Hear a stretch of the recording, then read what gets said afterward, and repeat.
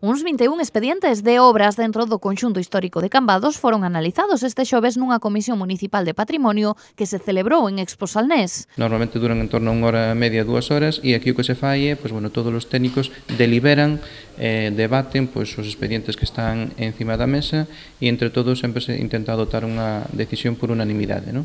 E hoxe, temos a última comisión que habíamos organizado fora no mes de abril e, esta probablemente sexa a última do ano. Normalmente hai en torno a 2-3 comisións.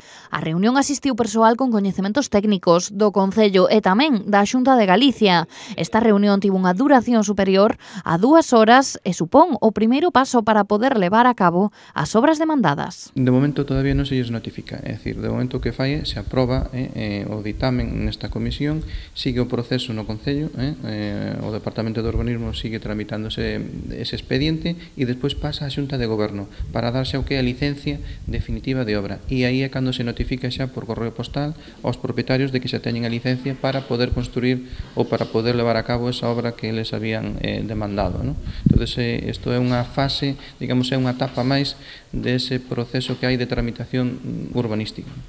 Neste primeiro paso trátase de chegar a un acordo por unanimidade á hora de conceder as licenzas de obra para posteriormente levar os expedientes á Xunta de Goberno e proceder á súa aprobación.